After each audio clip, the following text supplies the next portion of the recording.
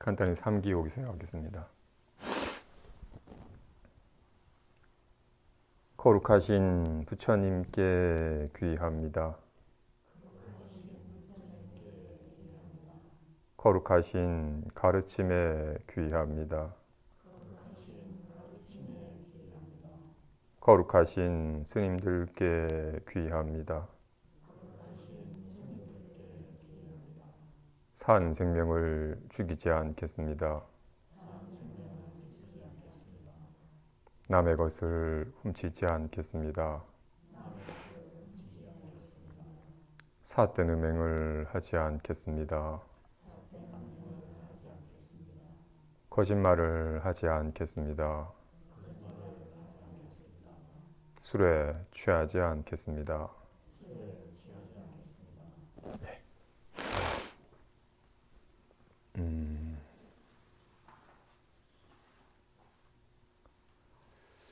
지난 시간에도 언급했지만 공부하는 사람이 꼭 터득해야 될 감이 내가 한다 라는 생각이 착각임을 지금 굳이 내가 애써 보려 하지 않아도 보이고 있으며 심지어 보지 않으려 해도 보여요. 애쓰지 않아도 들리고 듣지 않으려 해도 들려요. 내가 지금부터 보지 말아야지 하래도 보여요.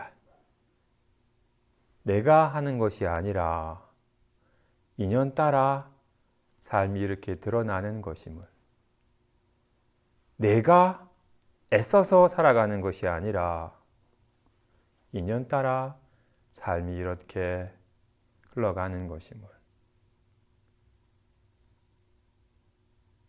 비로소 자꾸 내가 애써서 뭔가 하려고 하는 마음이 쉬어지는, 애씀 없이 삶이 현행함을 실감하는, 그래서 공부하는 사람은 마치 빈배와 같다고. 빈배인지라 사공이 없어요. 빨리 가려고 노를 세게 짓는 것도 아니고 지그재그로 가려고 노를 저는 것도 아닌데 물살 따라 때론 빠르게, 때론 느리게, 때론 곧게, 때로는 굽어서 흘러가는 것과 같이 내 삶에 나라는 주제가 있지 않건만 인연이 되매 보고 듣고 느낌이, 때가 되면 졸립고 때가 되면 일어남이, 나라는 상 없이, 내가 한다라는 상 없이 애쓰는 힘씀 없이 삶을 실감하는 감이 있어야 됩니다. 그렇지 않고 평생껏 늘 내가 한다고 여긴지라 공부도 내가 지금부터 마음 공부를 잘 열심히 해가지고 나도 한번 깨달아 봐야지 하고 내가 뭔가 하려고 하는 마음이 계속 발동된다면 계속 망상하는 것이지 마음 공부하는 108,000입니다. 불교의 시작이 무한데 나라고 할 만한 것이 없다인데 내가 지금부터 열심히 한번 해봐야겠다 라고 하는 것이 착각임을 알아서 모든 행위의 주체로서 내가 색상을 보고 내가 소리를 듣는다라고 여기는 그 나라는 상이 훅 쉬어진 채 나와 대상이라는 경계 없이 눈과 색이라는 구분 없이 이렇게 보고 듣고 느끼는 어우러진 삶이 훅훅 드러남을 실감하는 그 감이 공부하는 사람의 첫 번째 깨달음입니다. 내가 하는 것이 아니라 인연 따라 이렇게 배고픔이, 추위가, 온갖 인식이 이렇게 욕을 하면 아이씨라고 내가 화를 내는 게 아니라 욕을 하니까 아이씨라고 화가 일어나는 것임을, 시간 지나가면 화가 훅 사라짐을, 내가 화를 없앤 게 아니라 화가 그냥 옅어져다 사라진 것임을. 도반 만나니까 반갑다, 반가움이 일어남을.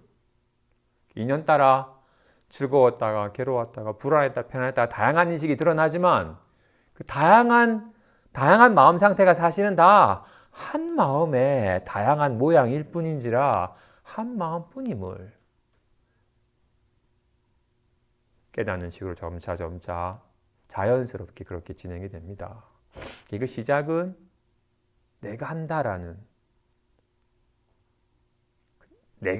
애씀이 훅 쉬어진.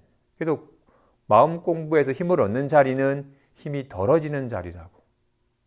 애씀이 쉬어지는 자리가 마음 공부에 힘을 얻는 자리이지. 내가 지금부터 불교를 위주로 열심히 해봐야겠다라고 애쓰는 마음이, 애쓰는 힘이 강해지는 것은 도리어 마군이 치성하는 것이며 망상의 소굴로 들어가는 겁니다. 어째? 나라는 상이, 내가 한다라는 애씀이 조금씩 옅어지나? 이런 지혜의 힘은 미약하고 오랜 세월 동안 늘 내가 한다라고, 내가 있고 내가 한다라고 여기던 무명의 힘이 너무나도 강력해서 그래도 칠흑하는 어문 속에서 작은 촛불이라도 있으면 그 촛불이 또 다른 촛불에 불을 비춰가지고 세상을 밝힐 수 있는 것과 같이 작은 깨달음이, 비록 깨달음이 미약할지라도 자꾸 깨달음에 익숙해져 가고 깨달음이 더욱더 밝아져 가고 자연스러워져 가며 언젠가는 이 깨달음의 힘이 무명의 힘보다도 훨씬 더 짙어져서 삶의 습관을 점차 자연스럽게 물들여갑니다. 지난 시간에 육조 스님의 양대 제자가 있는데 남학해양과 청혼행사가 있다. 그 가운데서 남학해양 선사가 어떻게 깨닫게 되었는지, 어떤 물건이 이렇게 왔느냐, 한 물건이라도 맞지 않습니다. 닦아 등득할 수 있느냐, 닦아 등득함이 없지 않으나 물들지 않습니다. 그래, 그 물들지 않는 것이 괴로움에도 즐거움에도 불안함에도 편안함에도 그 어디에도 물들지 않는 것이 모두 부처님께서 혼념하시는 바이니 네가 이미 그러하고 나 또한 그러하다 라는 마음에 본래 청정한 자기 본래 마음을 깨닫게 되었고 가까이 모시면서 더욱 밝아졌다는 얘기를 했습니다. 그죠? 그 남학회양의 그 큰 제자가 마조 도일선사, 망아지 한 마리가 출현하여 천하의 사람들을 밟아 죽이라고 예언까지 있었던 마조 도일선사가 어떻게 깨닫게 되었는지 한번 살펴보겠습니다. 도일이 처음에 전법원이라는 곳에서 선정을 익히다가 남학 회양선사를 만나게 되었어요. 회양이 보니 이 도일이 정말로 이 대승의 법을 능히 감당할 만한 법기임을 알아보고서 그에게 물어요. 그대가 좌선하는 것은 무엇을 하려 함인가? 제가 부처가 되려 합니다. 그러자 갑자기 벽돌 하나를 가지고 와서 그 앞에서 쓱쓱쓱 갈기 시작해요. 스님, 그 벽돌 갈아서 무엇 하려 하십니까? 갈아서 거울 만들려 하네. 아니, 벽돌을 간다고 어찌 거울이 되겠습니까? 벽돌을 갈더라도 거울이 되지 않거늘 좌선한다고 어찌 부처가 되겠느냐? 그럼 어떻게 해야 합니까? 소수레가 가지 않으면 수레를 쳐야 하느냐? 소를 쳐야 하느냐? 도일이 대답함이 없자 그대는 좌선을 배우는가? 좌부를 배우는가? 좌선을 배운다면 선은 앉거나 눕는 것이 아니며 만일 좌부를 배운다면 부처는 정해진 모양이 아니니 머무름이 없는 법은 취하거나 버리지 않아야 한다. 그대가 만일 좌부를 한다면 이것은 부처를 죽이는 것이며 만일 앉은 모양에 집착한다면 이 이치를 통달하는 것이 아니다. 라고 하자 가르침을 듣고 마치 최상의 음식을 먹은 것처럼 기뻐서 예배하였다. 이렇게 잘 살펴보죠. 그 당시에 사람들이 불교는 개정해를 닦아서 탐진치를 없애고 해탈과 열반을 얻는 것이다라고 얘기를 하니까 평상시 계를 잘 지키고 마음을 고요히 하여 선정을 이루어서 지혜가 밝아지면 깨달음을 얻게 될 것이다라고 이해한지라. 막 들끓게 다다리면 온갖 생각과 기분에 요동치니까 그냥 고요히 앉아서 몸을 고요히 하면 자연스럽게 망사도 좀 훅 쉬어지고 모든 망상이 다 쉬어지면 지혜가 밝아져서 깨달음을 얻게 될 거라고 여긴지라 고요히 앉아서 좌선을 하고 있었어요. 그러자 회왕이 그에게 묻기를 좌선에서 무엇 하려 하느냐? 부처가 되려 합니다. 우리들도 부처님 되십시오라고 서로 불자들에게 염원을 해주는데 부처가 된다는 건 어떤 거죠?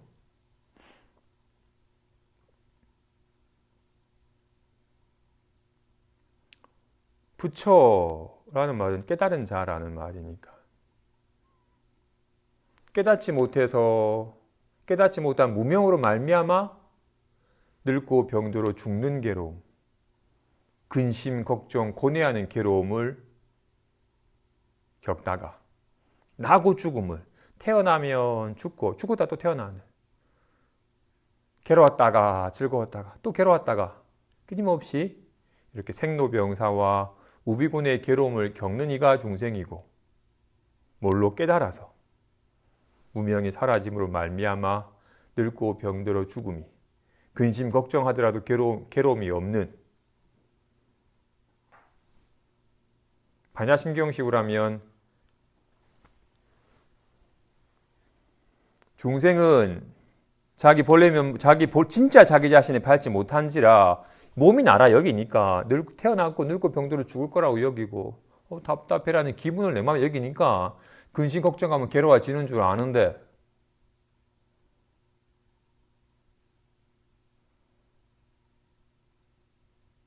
이 눈인 이유는 이것이 이렇게 작용하기 때문에 눈이라 하고 이것이 귀인 이유는 이것이 이렇게 듣는 작용을 하고 있으니까 귀라 하는지라 이렇게 늘 보고 듣고 아는 성품은 이건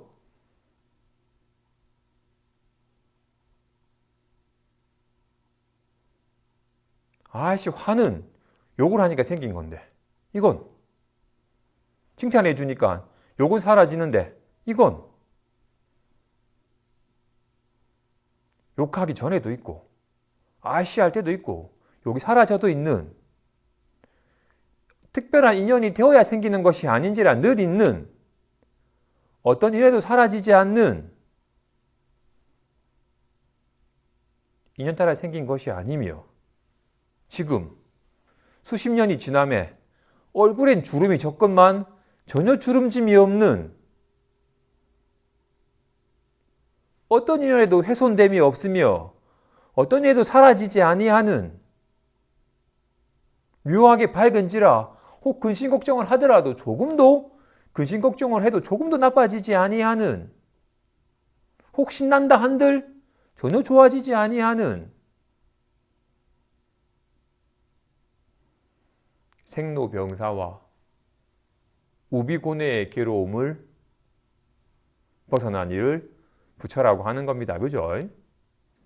늙고 병들어 죽는 괴로움, 근심 걱정, 고뇌하는 괴로움 속에 살고 있으니까 저도 성품을 모아서 부처가 되어 온갖 생사윤회함과 온갖 근심 걱정의 괴로움에서 벗어난 부처가 되고자 합니다. 라고 한 겁니다. 그죠? 정말로 부처가 된다라는 것은 생로병사, 우비, 고뇌의 괴로움에서 자유로워지는 삶을 살아가는 겁니다. 부처가 되고자 하는 이가 고요히 앉아야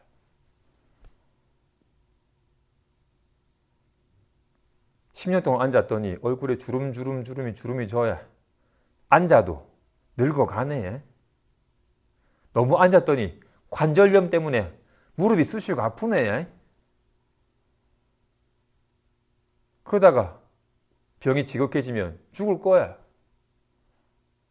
앉아 있어도 아이고 내가 이래 동안 공부를 했고 못 깨닫구나. 앞으로 어떻게 되지라고 막 근심 걱정해. 좌선한다고. 가만히 앉아 있는다고. 어찌 늙고 병들어 죽는 근심, 걱정, 고뇌하는 삶의 괴로움이 사라지겠어요. 그걸 깨우치게 하기 위해서 벽돌을 가시는 거예요. 벽돌을 갈아요. 뭐 하십니까? 갈아가지고 거울 만들려 하네. 벽돌 간다고 거울 됩니까? 가만히 앉아 있는다고 붙여대냐? 그럼 어떻게 해야 합니까? 소가 끄는 수레가 가다가 소수레가 멈추면 수레를 쳐야 하느냐, 소를 쳐야 하느냐? 어떤 이가 소수레를 몰고 가다가 짐을 잔뜩 실어 가는데 수레가 잘 가다가 수레가 멈췄어요. 그럼 수레가 가도록 하기 위해서 수레를 쳐야 돼? 수레가 가는 듯 하였으나 수레가 간 게 아니었어요. 소가 간 거야. 소가 가니까 수레가 가는 것이지. 수레는 가지도 멈추지도 못해. 소가 가고 멈추고 하는 것이지. 소수레가 멈추면 수레를 백날 쳐봐야 가지 않아요. 소를 쳐야 가지. 이건 달리 비유하면 개에게 흙덩이를 던지면 그 개는 흙덩이가 자기를 탁 때리고 확 굴러가면 에이씨라고 흙덩이를 쫓아가서 흙덩이를 막 물어가지고 으겨버려요. 사자의 흙덩이를 던지면 던진 자를 물어버려요.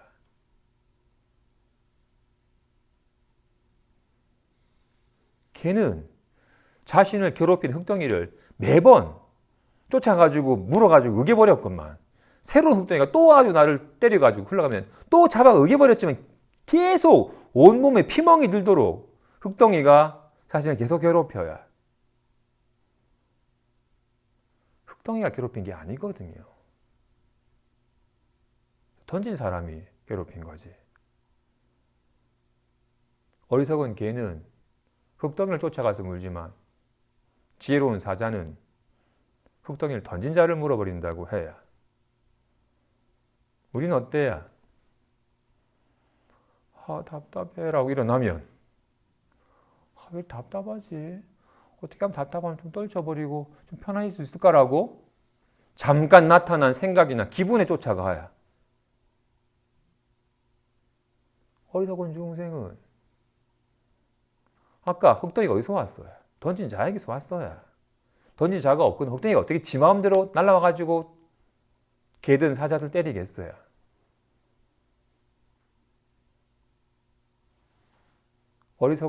어리석은 중생은 좀 불안하다 하면 이 불안한 생각에 확 사로잡혀가지고 불안한 생각을 어떻게든 다스리려고 애를 써야.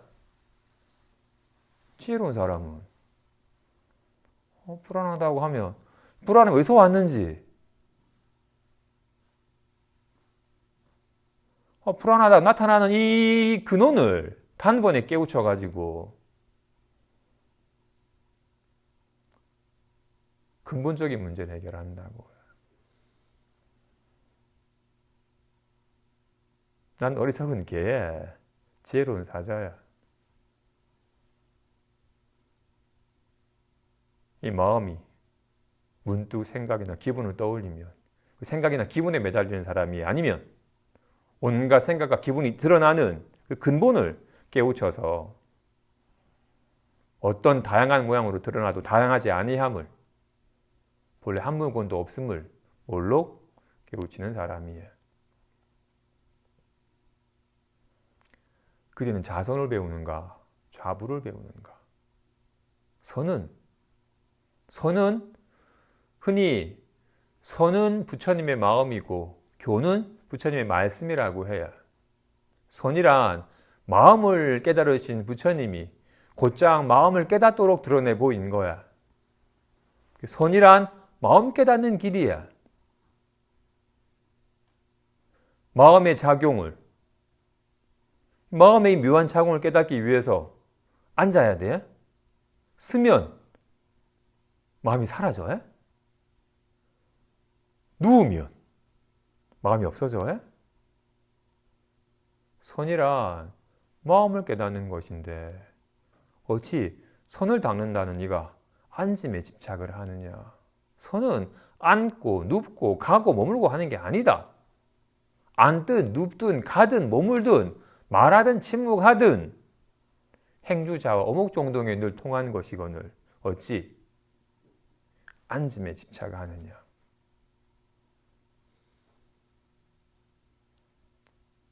부처가 되고자 하는 이가 부처는 정해진 모양이 아니거늘 앉음을 통해서 부처가 되려 하느냐. 머무름이 없는 법은 취하거나 버려서는 안 된다.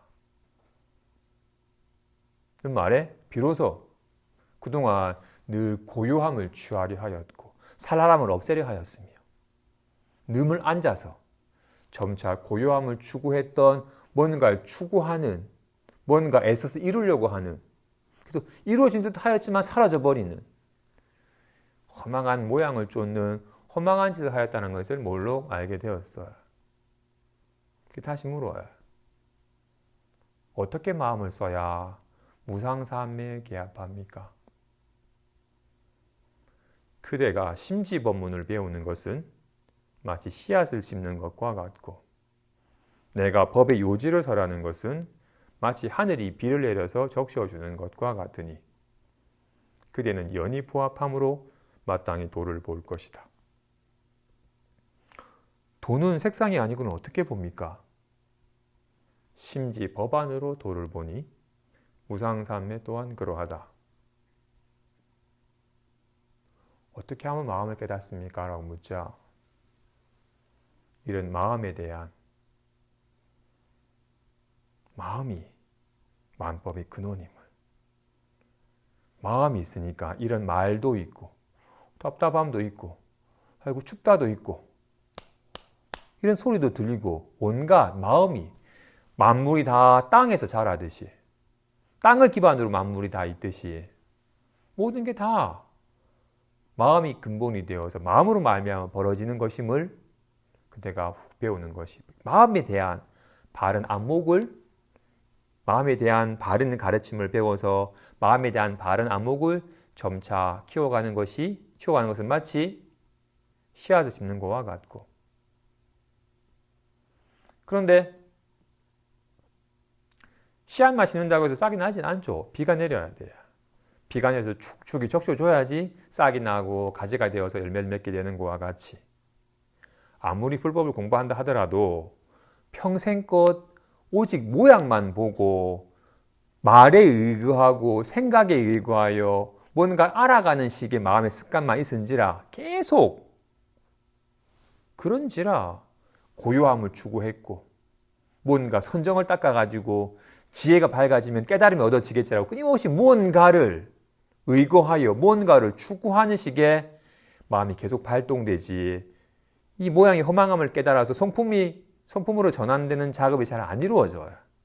그냥 가르침을 불경을 열심히 잘 배우고 익혀가지고 가르침은 가득히 담아졌지만 아직 글로만 있고 말로만 있고 죽은 걸로만 있다가 눈 밝은 선지식이 곧장 그 말이 가리키는 말의 진실을 곧장 가르쳐 보여주면 비로소 씨앗에 비가 내려서 적셔가지고 싹이 나는 것과 같이 그동안 내가 배웠던 심지법문에 대한 가르침들이 살아있는 가르침으로 활활 드러나게 되니 그대는 심지법문에 대한 지극한 마음이 있고 법을 곧장 드러내 보인 인연을 만났으니 마땅히 도를 볼 것이다. 도는 색상이 아니면 어떻게 봅니까? 심지 법안으로 도를 본다. 이걸 도라 하든 마음이라 하든 성품이라 하든 뭐라 이름 하든 이건 색상이 아니고 어떻게 봅니까? 마음의 법에 대한 안목으로 본다. 마치 자기 눈을 보는 것과 같다. 눈은 색상이 아니고 어떻게 봅니까? 눈은 색상을 보듯이 보지는 못한다. 그래서 눈을 색상을 보듯이 자기 눈을 보려고 하는 것이 허망한 짓임을 알아서 자기 눈이라고 할 만한 것을 보려고 하는 허망한 짓이 그치면 어리석어서 네 눈 있네. 내 눈은 어딨지라고 찾아내는 허망한 짓을 자기 눈을 보려고 허망한 짓만 그치면 내 눈은 어딨지라고 온갖 찾아 헤매는 것이 자기 눈이며 밤이 되니 어둡네. 날이 밝으니 밝네. 온갖 밝음과 어둠을 보는 낱낱 작용해서 자기 눈을 확인하는 것과 같다. 자기 눈을 보기 위해서 어떻게 해야 돼? 하늘을 봐야 돼? 땅을 봐야 돼? 뭔가 집중을 해야 돼? 그냥 지금 눈 닿는 곳에서 눈을 확인하는 것이지. 전혀 애씀이 필요 없는, 아무런 애씀 없이 이렇게 작용하고 있는 밝음을 보지만 밝아진 게 아니고 어둠을 봐도 어두워지지 아니하며 빨감을 봐도 빨개지지 않는 눈 닿는 곳에서 눈을 확인하는 것과 같이 이렇게 법에 대한, 마음에 대한 바른 안목으로서 마음을 보는 것이다. 이루어졌다가 무너짐이 있습니까? 만일 이루어졌다가 무너지며 모였다가 흩어지는 것으로서 도를 본다면 도를 보는 게 아니다. 그동안 이 도에 대한, 마음에 대한 안목이 없을 때는 잠시 고해졌다가 금방 산란해져 버리고 잠깐 편해졌다가 금방 또 불안해져 버리고 애쓰면 잠깐 이루어졌다가 금방 또 무너져 버리는, 인연이 모이면 이루어졌다가 인연이 흩어져면 사라져 버리는 그런 것으로서 공부를 삼아왔던지라.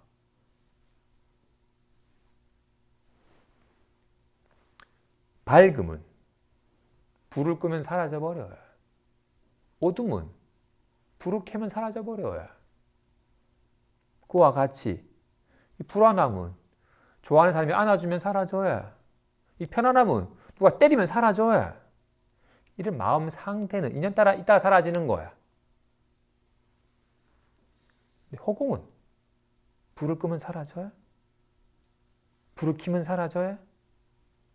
비가 오면 사라져요. 허공은 어둡든 밝든 비가 오든 말든 늘 현존해 있죠. 와 같이 이건 불안해 할 때도 있어요. 불안이 사라져도 있고 이건 늘 현존해 있죠. 그래서 허공과 같다고 말을 한 거라고요. 이것의 다른 말이 보는 성품이고 듣는 성품이고 아는 성품이라고. 근데 이때의 보는 성품이란 온갖 색상을 안고 있는 겁니다.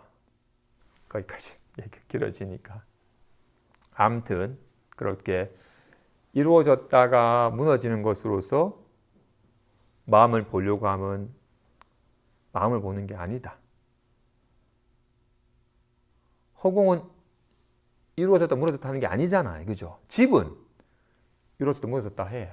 하지만 허공은 이루어졌다 무너졌다 하는 것이 아니듯이 편안함은 잠깐 나타나다 사라지지만 마음은 나타나다 사라졌다 하는 게 아닙니다. 나의 개성을 들어라. 마음 땅이 모든 씨앗을 머금고 있으니 촉촉한 비를 만나면 모두 다 싹트리라. 산매의 꽃은 모양이 없거늘 어찌 무너지며 어찌 이루어지겠느냐. 마음 땅이 모든 씨앗을 다 머금고 있어요. 여기에 불안함도 편안함도 온갖 번뇌도 온갖 깨달음도 온갖 속박도 온갖 해탈도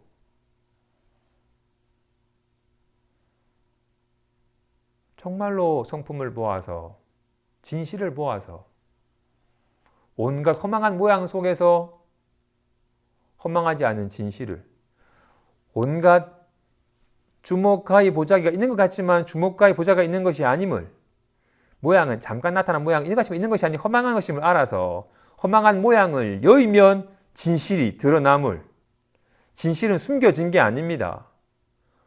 막 좋아하고 찡그리는 허망한 모양이 머무르기 때문에 스스로 진실을 저버렸다가 한번 진실을 보면 모든 게 다 진실의 나툼이지 허망함이 없어야. 진실을 못 보면 아 좋다, 뭐야, 작아졌다, 커졌다 하면 허망한 망상 노름을 하는 것이야. 오직 성품을 보아서 모양이 허망함을 알아서 모양이 머물지 아니하여 모양에서 모양을 여인 성품을 보니까 곧장 법을 드러내 보이면 본래 갖추어져 있는 진실을 실감하리라 는 말에 가르침을 듣고 깨달아서 마음이 초연해졌으며 회양화상을 10년간 시봉하면서 나날이 극하고 밝아졌다 하는 것이 마저 도율전사가 깨달음을 얻게 된 인연입니다. 지난 시간에 반야품 가운데서 그죠? 당신께서 하신 말씀이 청정한 마음으로 마하반야바라미를 염하라. 마하반야바라미를 염하라. 하시고는 마하반야바라밀 가운데서 마하에 대해서 살펴봤습니다. 그죠? 마하란 크다는 것이니 마음이 광대함을. 허공이 끝이 없듯이 얘 또한 끝이 없잖아요. 마음이 광대함을 마하라 말하는 것이고, 그러면 반야와 바라밀이 뭔지 살펴보겠습니다. 본문 한 단락씩 한 문단씩 읽고서 살펴보겠습니다. 선지식이여, 어떠한 것을 반야라고 이름하는가? 반야란 번역하면 지혜이니 일체 초소와 일체시 가운데 염려미 어리석지 않고 항상 지혜를 행하는 것이 곧 반야행이다. 봅시다. 반야라는 말은 프라지냐라는 범어를 프란냐, 판냐, 반냐라고 이렇게 음역한 겁니다. 그 뜻은 지혜라는 말이에요. 근데 지혜라는 말로는 이 반야의 이 뜻을 다 표현하기는 그렇고, 보면 좋아요. 부처님의 84,000 법문을 대략 공통된 부분으로 요약 추설해서 분류를 한다면 상을 설한 가르침과 상의 허망함을 깨우친 가르침과 성품을 드러낸 가르침이 있어요. 먼저 우리 늘 상을 보니까 아씨 화가 나면 주목이 된다. 좋아하는 사람 만나면 한타가 된다. 사진 찍을 때는 부위가 된다. 친구가 때는 보자기가 된다라고 온갖 인연 따라 그에 상응한 모양이 나타난다. 인연이 닿으면 이런 모양은 사라지고 이런 모양이 생겨난다라고 온갖 인연 따라 드러나는 상을 설한 가르침이 있어요. 이걸 설상교라고 해요. 근데 상을 보다 보니까 이건 주목이고 이건 가위고 이건 보자기고 온갖 모양에 온갖 이름을 붙이고는 다르다고만 봐야. 주목과 보자기가 다르지라고만 봐야. 당연히 이걸 주목이라고 이름 붙여서 실체시하고 이걸 보자기가 이런 말 실체시하면 이것과 이것이 다른 것 같지만 사실은 이것도 이거고 이것도 이것이잖아요. 이것과 저것이 아니잖아요. 둘이 아니잖아요. 모양을 보기 때문에 둘이 아닌 진실을 보지 못해요. 그래서 이거는 둘이 아닌 이거는 모양이 없기 때문에 모양으로 드러낼 수는 없어요. 근데 평생껏 모양만 봐왔기 때문에 이게 진짜다라고 드러내 보이고 싶어도 잘 못 깨달아요. 그래도 비로소 모양이 허망한 것임을. 잠깐 인연 화가 나면 아이씨라고 주먹 모양이 나타났지만 사실은 여기에 주먹이라고 할 만한 실체가 없어. 모든 모양은 잠깐 환과 같이 나타나는 것이서 허망한 것이야. 그에 해당한 실체가 없어 라고 해서 상의 허망함, 그 일체법이 공하여 실체가 없음을 드러내 보이는, 이거를 파상교라고 하기도 하고 그리고 또는 공교라고 하기도 합니다. 상을 파했다 또는 일체법이 공함을 드러냈다 라는 말로. 먼저 반야의 의미는 이와 같이 모든 상이 허망하여 그에 해당한 실체가 없다라고 하는, 모든 일체법이 공하다라고 하는 것을 깨우친 지혜의 측면이 있어요. 그리고 또한 여기에 주먹, 가위, 보자라기 할 만한 인연따라 주먹, 가위, 보자라기 주먹이란 이름과 가위, 보자 이름이 있을 뿐이지 주먹, 가위, 보자기가 있는 게 아니잖아. 그 모양은 있는 듯하지만 있는 게 아니야. 허망한 모양에 집착하지 마 라고 하자, 모양에 집착하지 아니하자, 모양을 실체시하지 아니하자 비로소 실체가 드러나요. 늘 이게 있었네. 실제는 이거네. 늘 있는 게 있을 뿐이네. 이걸 모를 때는 주먹이 생기고 주먹이 사라지고 보자기가 생긴 줄 알았는데 사실은 여기에 뭐 특별한 게 생겼고 무엇이 사라졌어요. 늘 실제가 있을 뿐. 여기에는 생겨나고 사라짐이 없네. 이거는 커지거나 작아지거나 하는 게 아니네. 늘 있는 게 얘가 다양한 모습으로 드러나되 다양한 게 있는 게 아니라 둘이 아닌 하나의 법이 있는 거였구나라는 이 성품을 드러내는, 지금 실제를 드러내는, 이렇게 모양을 드러낸 게 아니라 모양으로 드러나되 실제하는 성품을 드러내는 것을, 이거를 현성교라고 해요. 성품을 드러낸 가르침. 반야의 의미는 일체법이 공하여 실체가 없다. 모양을 실체시하는, 모양을 파하여 모양에 해당한 실체가 없다라는 공에 대한 깨우침이 지혜와 동시에 성품을 보아서 성품이 진실임을 깨달은 지혜라는 측면을 갖고 있는 겁니다. 그래서 공에 대한 깨우침과 성품에 대한 깨우침의 측면을, 공에 대한 깨우침이 지혜와 성품을 본 지혜의 측면이라는 말을 갖고 있는 겁니다. 반야의 지혜라는 의미는 공의 의미와 견성의 의미를 갖고 있는 겁니다. 그래서 여기서 부득이 말로 표현했으니까 여기서 어리석음과 지혜로움이라는 말을 썼지만, 지혜롭다, 어리석다라는 말은 아직은 마음 상태이고 모양에 의거하는 듯한 의미가 있잖아요. 그죠? 근데 이때의 지혜롭다라는 말은 그렇게 어리석음과 지혜로움이라는 상반된 의미의 지혜가 아니라 말한 일체법이 공하여 실체가 없음, 늘 진실은 이것뿐임을 비추어 보는, 그래서 모양을 실체시하여 모양에 집착하는 마음 상태를 어리석음이라 하고, 모양이 허망한 줄 알아서 모양을 여인 성품을 본 것을 여기서는 지혜로움이라고 말을 하는 겁니다.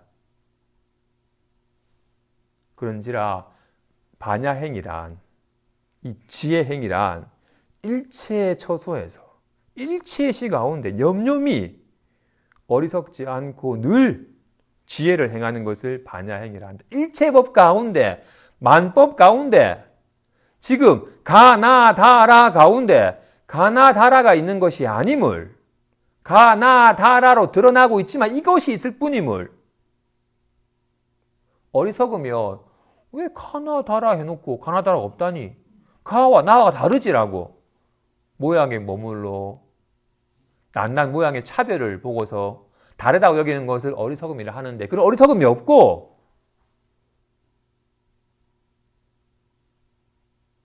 다양한 모양으로 드러나되 다양한 것이 있는 게 아님을, 늘 있는 것이 있을 뿐임을 비추어 보는 그 지혜가 행하는 것을 반야행이라고 한다. 그래서 한 생각이 어리석으면 반야가 끊어지고 한 생각이 지혜로우면 반야가 생한다. 세간 사람은 어리석고 미혹하여 반야를 보지 못하니 입으로는 반야를 말하지만 마음속은 항상 어리석으며 항상 스스로 나는 반야를 닦는다고 말하여 염려미 공함을 설하지만 진짜 공함은 알지 못한다. 반야는 형상이 없어서 지혜로운 마음이 곧 반야이니 만약 이와 같이 한다면 반야지라 이름한다.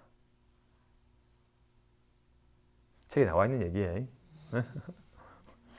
그냥 책 보는 것보다도 제 얘기 듣는 것으로서 소리로서 책을 읽는 걸 대신할 수 있으니까 어떻다? 그래서 한 생각이 어리석으면 반야가 끊어지고 사실 반야는 끊어진다, 이어진다, 생겨난다, 사라진다라는 말은 적합하진 않아요. 근데 아까 반야가 뭐다? 진실을 바로 보는 안목을 말하는 거니까 성품을 보는 안목. 정말 실제를 허망한 걸 허망한 줄 알고 진실한 걸 진실한 줄 아는 없는 건 없는 줄 알고 실제를 실제인 줄 아는 안목을 반야라고 하니까 근데 한 생각 어리석어서 온갖 모양을 실제인 줄 알아가지고 그러면 반야가 끊어진다. 오직 미혹함이 무명이 현행할 뿐 온갖 번뇌망상이 현행할 뿐 반야는 끊어진다. 그러다가도 한 생각 지혜로우면 반야가 생한다. 없던 게 생긴 게 아니죠. 진실을 바로 보는 안목이 생기면 그걸 비로소 반야가 현존한다고 말을 한 거다. 근데 세간 사람은 평생껏 모양에만 집착하고 모양만 보고서 모양을 실제시하여 모양을 애착하고 모양을 구하는 온 전생의 삶이 모양만 추구하는 삶을 산지라 이런 반야를 보지 못하니 일체법이 공함을 모양이 허망하여 일체법이 공함을 공한 가운데 늘 진실이 주목하기 보자기가 없는 가운데 늘 진실이 현존하고 있었음을 보지 못한다. 주목하기 보자기만 보지 여기 주목하기 보자기가 없는 가운데 늘 진실이 현존하였을 뿐을 보지 못한다. 그래서 입으로는 반야심경 매일 외우고 눈이 없니 코가 없니 색이 없니 소리가 없니 번뇌가 없니 보리가 없니 속박이 없니 해탈이 없니 말만 하지. 눈이 색을 본다 여기고 답답해 죽겠는데 편했으면 좋겠다라고 입으로는 반야를 말하지만 마음속은 어리석으니 항상 내가 반야를 닦는다고 말하지만 어떻게? 내가 반야를 닦는데 내가 있고 반야가 있고 닦는 행위가 있고 입으로는 공함을 말하지만 정작 진짜 공함은 모른다. 반야는 입으로 말하는 게 아니라 직접 삶으로 행하는 겁니다. 일치법이 공하다고 말하는 것 백날 해봐야 답답해, 답답하지 라고 이 허망한 모양을 또 실체시하는 마음이 발동되어 가지고 이것 때문에 괴로워지고 이걸 없애라고 몸부림치는 그런 삶의 습관이 계속 현행하다면 입으로만 반야만 말하고 마음속은 어리석은 겁니다. 세간 사람이 다 그래요.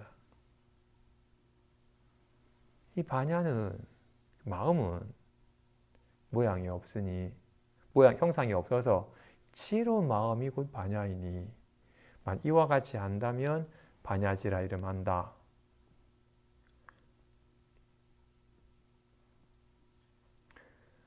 이와 같이 안다라고 말하였으나 그렇구나라고 알면 그거는 생각이 돌아가며 또 뭔가 아르마리가 있으면 뭔가 있으면 망상 노름하는 거야.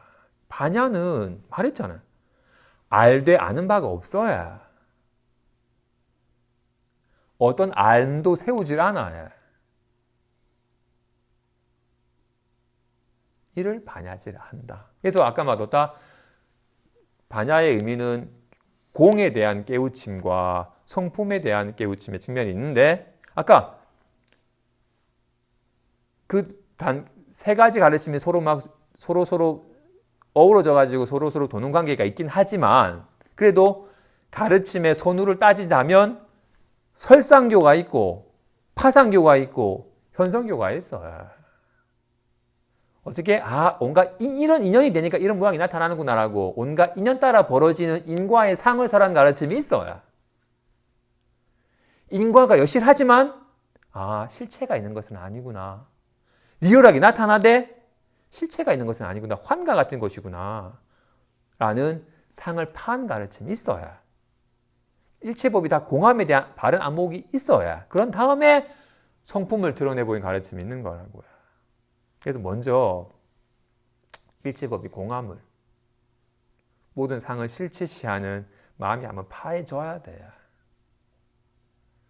우리는 뼛속 깊이 모양을 실체시하여 모양을 구하고 모양을 좋아하고 싫어하는지라 이런 모양 편안한 건 좋고 불안한 건 싫으니까 어떻게든 편안함을 이루려 하고 불안함을 떨쳐버리려고 하는 그런 마음의 습관이 한번 그쳐야 돼요.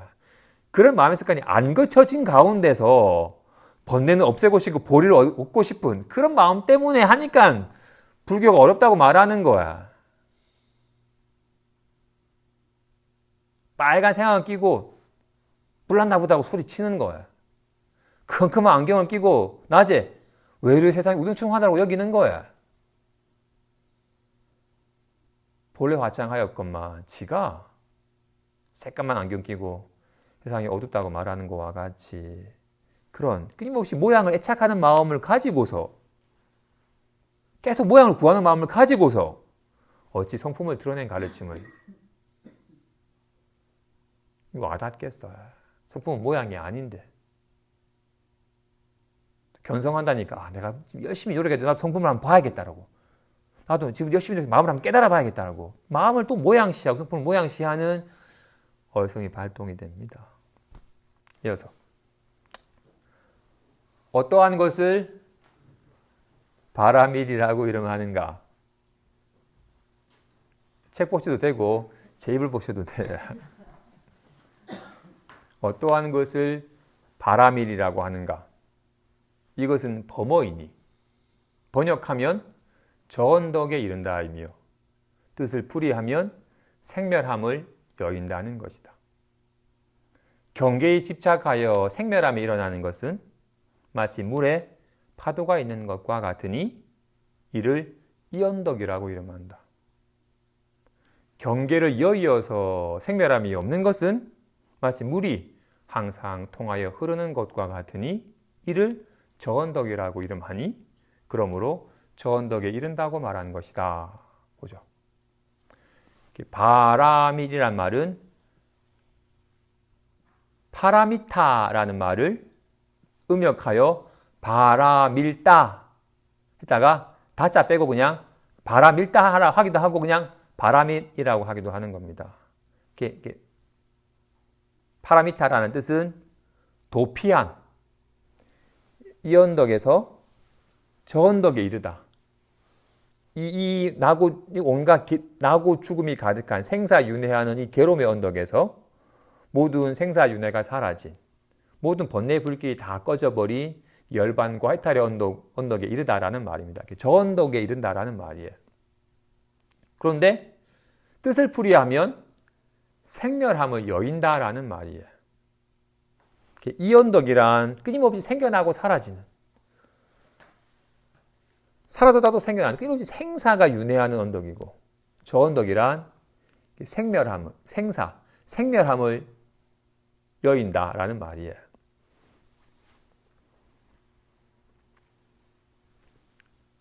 모양에 집착하면 아이씨 주먹이 생겼네. 잘가 주먹은 사라지고 보자기가 생겼네라고 모양에 집착하면 생겨나고 사라짐을 봐야. 이렇게 모양에 집착하여 생겨나고 사라짐은 마치 물에 물결이 있는 것과 같다. 물이 있다가 바람이 부니까 물결이 일어났다가 바람이 부니까 물결이 사라지는. 화가 나면 주먹이 생겼다가 아니었네요 미안 이라고 온갖 이렇게 보자기가 생겼다가 보자기가 사라지고 움직이고 생겨나는 끊임없이 모양에 집착하면 무언가가 생겨나고 사라짐을 봐야. 이렇게 생겨나고 사라짐을 보는 이유는 뭐다? 모양에 집착하기 때문이에요. 모양에 집착하여 주먹이라고 이름 붙이고는 주먹이 있다고 여기고는 이제 주먹이 없어졌네라고 모양에 집착하여 모양에 해당하는 실체가 있다. 모양에 이름을 붙여서 모양에 실체하였기 때문에 생겨나고 사라짐을 보는 것이니 이것은 마치 손에 온갖 손모양이 있는 것과 같다.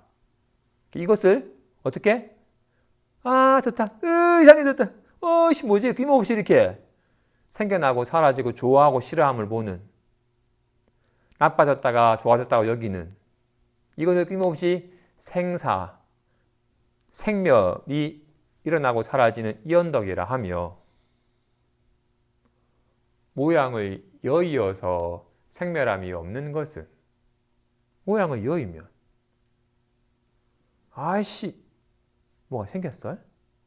없던 게 생겼어요? 잘 가? 있던 게 사라졌어요? 모양을 여의면 본래 생멸함이 없으니 이건 마치 바람이 불러 물결이 일다가 바람이 그치면 물결이 사라졌지만 물결이 일어나면 뭐가 생겨났고 물결이 그치면 뭐가 사라졌어요? 아니, 늘 물이 흘러가던 물이 이런 모양 저런 모양으로 일어나고 사라지는 것이 물은 한결같듯이 여기에 손은 온갖 모양에 통하여 한결같잖아요. 모양을 여의어서 생멸함이 없는 것이 저언덕이다. 그래서 생멸하는 이언덕과 생멸함이 없는 저언덕이랑 다르질 않아요. 미혹하여 모양을 실체시하여 모양에 집착하며 허망하게 생겨나고 사라짐을 보다가 모양의 허망함을 알아서 모양을 여의면 늘 진실이 있을 뿐이어서 생멸하고 사라짐이 없는 것과 같이 다르게 비유하면 몰록 잠이 들어가지고 악몽을 꾸면서 불안에 떨더니가 누가 나를 죽이려 한다고 막 불안에 떨더니가 몰록 깨어나매 아무 문제 없네라고 편안해진 것과 같다. 조금 전에 불안에 떨던 그 세계와 몰록 깨어나서 아무 문제 없으면 알아서 편안한 세계가 다르질 않아요. 자기 마음에 미혹하여 자기 마음에 그린 환에 속아서 괜히 괴롭다가 마음이 그린 온갖 그림들은 다 환임을 어떤 모양으로 드러나더라도 이 모양 없는 마음이 나타남인지라 아무 문제 없음을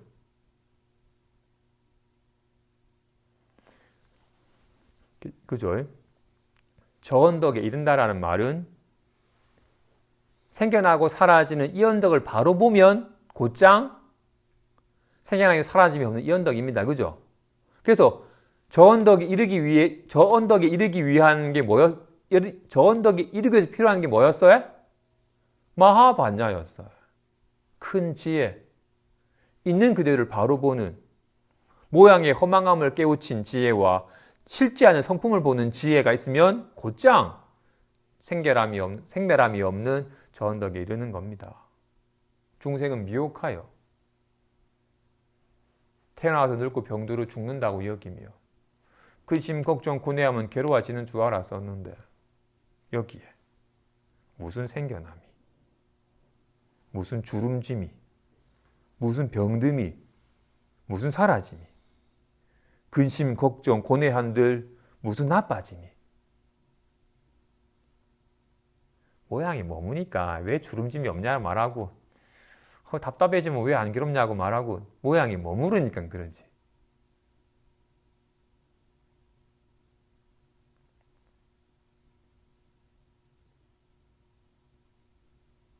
그래서 마하, 반야, 바라밀이란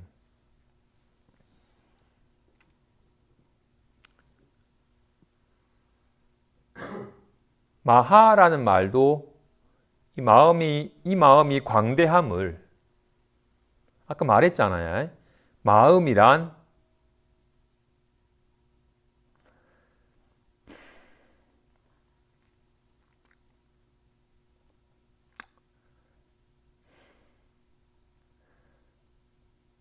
말은 말의 속성 자체가 회색, 괴색, 책, 시계라는 말은 무언가 구분하기 위해서 생긴 말들이에요. 모든 말들은 다 가리키는 바가 있고 제한적이에요. 빨간색이란 말은 빨간색만 가리키지 흰색은 안 가리키잖아요. 흰색을 배제한 말이라고요. 모든 말들은 다 제한적이고 속성 자체가 분별이에요. 근데 마음은 제한적이지 않고 분별되어 있지 않기 때문에 마음은 말로 표현할 수가 없어요. 그런데 마음을 말로 표현하면 왜곡이 돼요. 개구죽창, 말을 입을 열면 이미 어긋나 버리는 거야. 그래서 어쩔 수 없이 말을 했지만 이 드러낸 말 속에는 다 허물이 있어요. 말의 한계 때문에. 그래서 지혜로운 사람은 그 말에 한계적인 말이 있지만 당신이 전하고자 하는 그 속뜻을 깨우쳐야지 말만 보고서 에이 말 잘못했다라고 말하는 건 적절하지 않아요. 이거는 깨달으신 분이 깨달은 사람에게 한 말이 아니거든요. 못 깨달은 얘기에 깨달음을 유도하기 위해서 방편으로 한 말이니까. 그죠? 그래서 말의 한계라는 게 있습니다. 그죠? 공부하면서 놓치지 말아야 될 부분은 왜 공부를 하는지에 대한 거예요.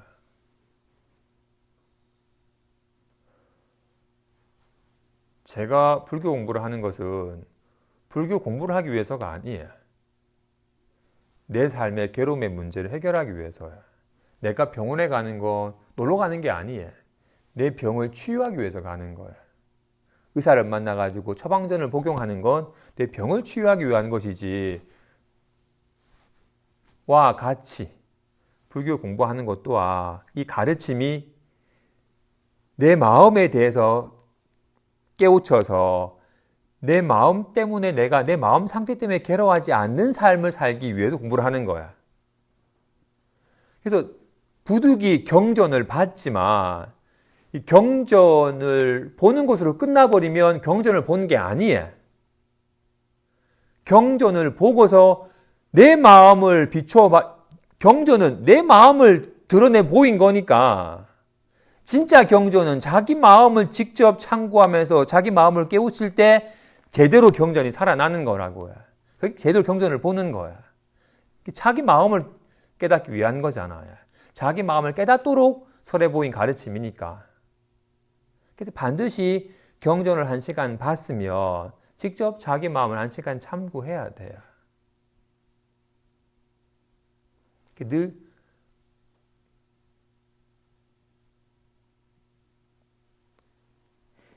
그러려면 내가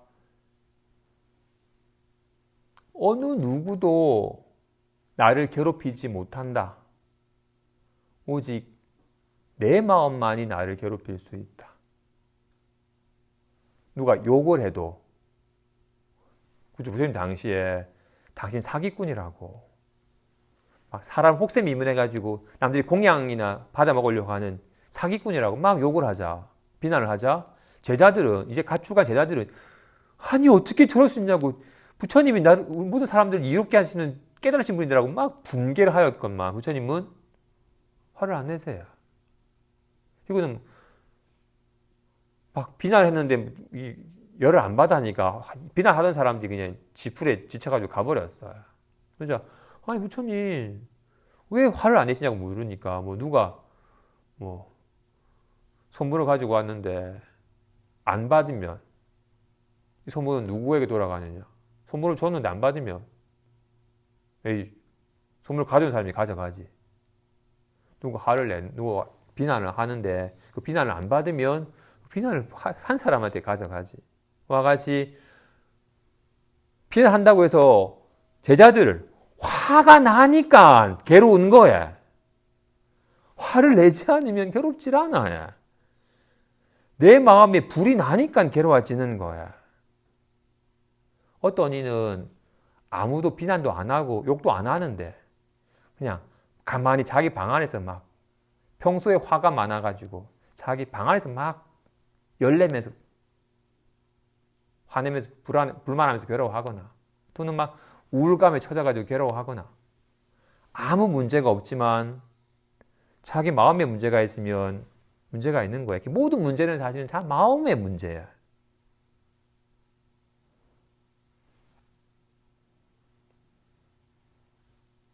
옛날에 비해서 훨씬 좋은 집에서 훨씬 많은 음식 속에서 훨씬 좋은 혜택 받고 살지만 많은 일이 불행을 느껴요.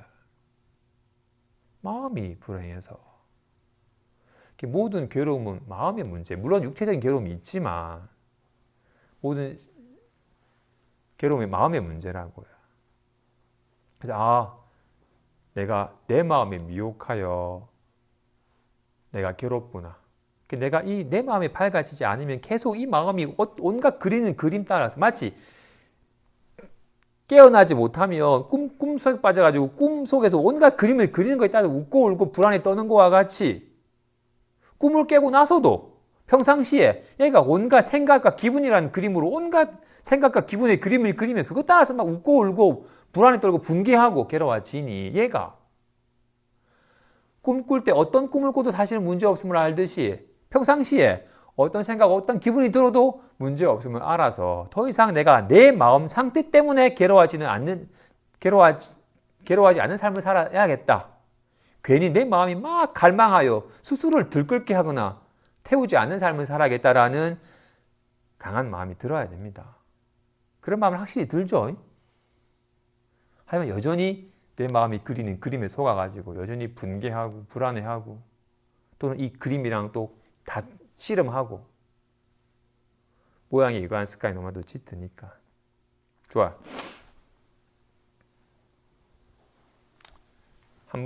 두 문단만 더 보고 마치죠. 선지식이여, 미혹한 사람은 입으로 마하반야 바라미를 염하지만 염할 때에 허망함이 있고 그릇됨이 있다. 염려이 만일 행한다면 이것을 참된 성품이라고 이름한다. 이 법을 깨달은 것이 반야법이며 이 행을 닦는 것이 반야행이니 닦지 않으면 범부이고 일념으로 수행하면 자신이 부처와 같다. 보죠.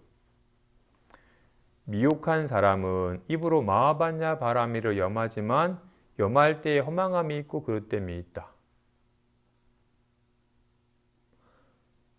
마하, 반야, 바라미 이 뭐였어요?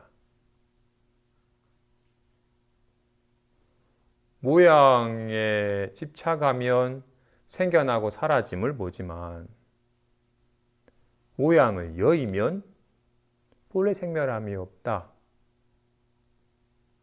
모양에 집착하면 생겨나고 사라짐을 보지만 모양을 여의면 생겨나고 사라짐이 없다. 모양에 집착하면 다름을 보지만 모양을 여의면 다르지 않다. 늘 있는 것이 있을 뿐 다르지 않다. 모양에 집착하면 주목, 가히, 보자기 세 가지 법이 있는 것 같지만 모양을 여의면 두 가지 법이 없다. 와를 말하고 있는 겁니다. 그죠?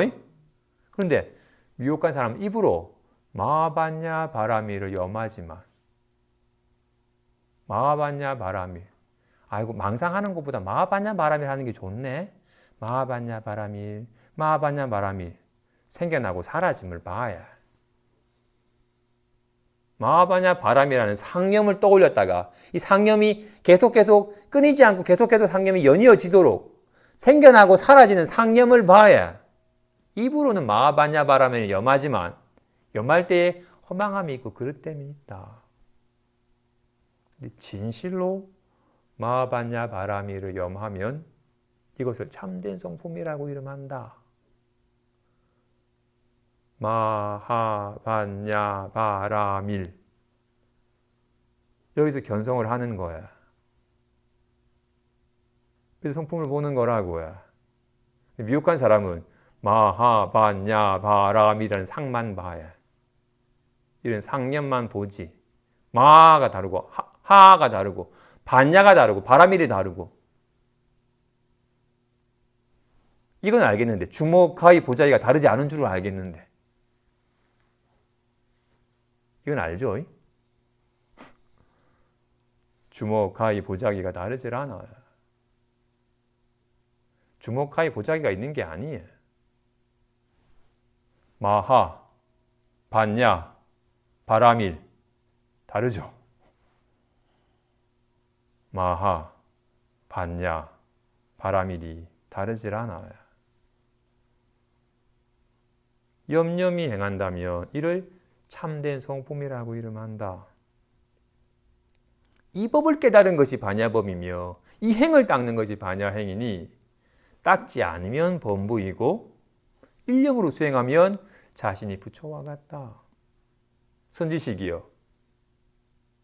범부가 곧 부처이고 번뇌가 곧 보리이니 앞생각이 미혹하면 범부이고 뒷생각이 깨달으면 부처이며 앞생각이 경계에 집착하면 번뇌이고 뒷생각이 경계를 여의면 보리이다. 악몽을 꾸면서 비명을 지르는 사람과 깨어나서 아무 문제 없음을 안 사람과 같다. 꿈꾸는 자와 꿈꾸는 자가 깨어난 자에 꿈꾸면서 불안에 떨던 것이 곧 깨어나서 아무 문제 없음을 아는 편안함이에요. 앞에서 잠깐 잠들어도 비명을 지르면 꿈꾸는 자요. 뒤에 문득 깨어나면 깨달은 자예.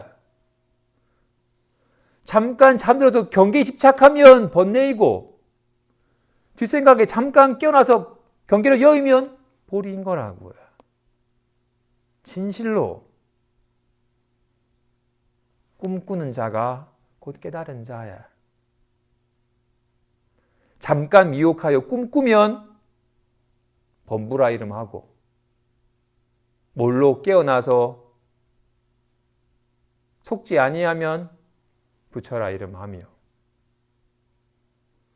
잠깐 미혹하여 경계에 집착하여 경계에 휘둘리면 번뇌라 이름하고 온갖 경계를 여의면 보리라 이름한다.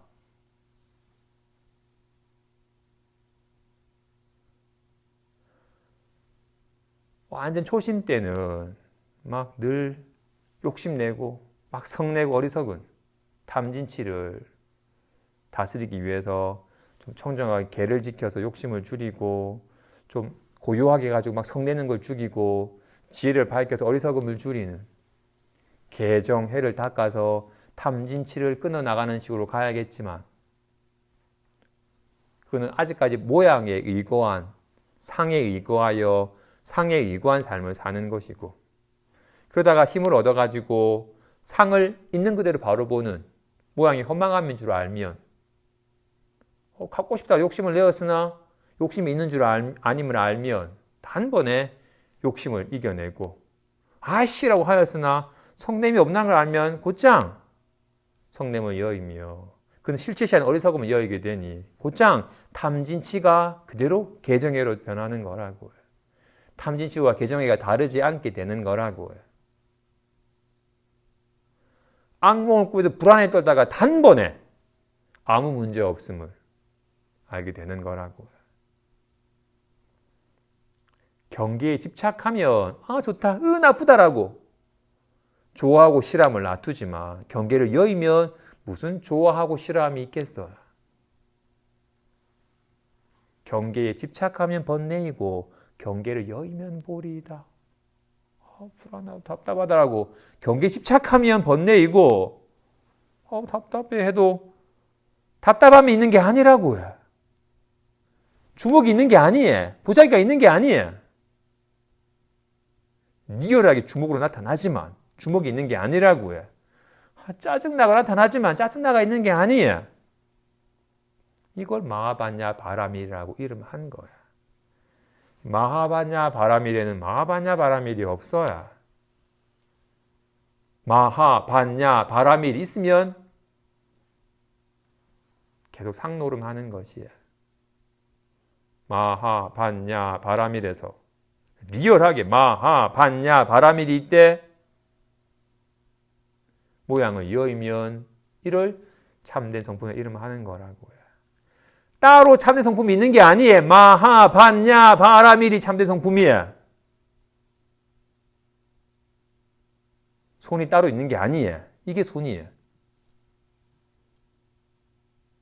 모양을 여의면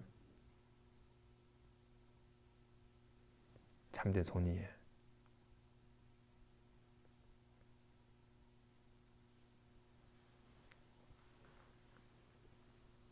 늘 이제는 자기 눈을 보기 위해서 애씀을 요하지 않죠. 8시 50분이네. 여기에서 시계를 보든 여기에서 눈을 확인하는 것이지, 눈의 작용을 확인하는 것이지 와 같이 마음 깨닫기 위해서 어떤 행위를 요하지 않습니다. 그죠? 더 이상 마음을 깨닫기 위해서 애쓰진 않죠. 근데 마음이 속아요.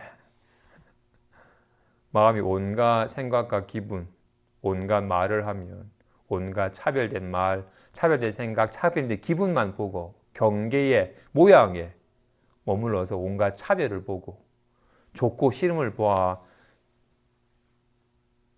취하려고 버리려고 하는 마음의 습관이 계속 발동됩니다. 그죠? 그런 공부하는 사람은 자신의 이런 모양에 집착하여 모양을 구하는 자신의 마음의 습관을 보고서 이것이 또 모양을 실제시하고 모양을 구하고 있구나라고 자신의 착각에 기반한 잘못된 습관을 점차 깨우쳐가서 잘못된 습관이 그쳐져 가는 것이 공부를 하는 길이지, 자신의 잘못된 습관 내버려 두고서 뭔가 내가 모르는 사실을 알고 뭔가 새로운 걸 깨달으려고 하는 게 아닙니다. 공부를 한다는 것은 깨달음을 알아가는 것이 아니라 미혹함을 알아가는 겁니다. 자신의 미혹하여 착각하여 실체시했던 자신의 어리석은 습관을 알아서 그 습관이 그쳐져 가는 것이 공부하는 길이지, 그 습관을 내버려 두고서 내가 모르는 특별한 걸 알아가려고 하는 게 아닙니다. 그래서 공부는 지금 보고 듣고 온갖 생활하는 여기에 온전히 깨어서 하는 겁니다. 눈을 보기 위해서 거울을 보려고 하는 어리석음을 요하지 않듯이 마음을 깨닫기 위해서 어딘가에 가려 하거나 특정한 행위를 하려고 하는 우를 범하면 안 됩니다. 물론 아직까지 완전 초보이고 모양에 의거하여 모양에 휘달릴 습관이 워낙 짙다면 온갖 경계의 영향을 받으니까 막 들끓고 싸우고 막 그런 것보다는 법당이나 공부하는 도량이 좋고 막 시시분별하는 사람보다는 이렇게 법을 논하는 도반들과 함께하면 좋고, 아직 경계의 영향을 받는다면 좀 경계를 조금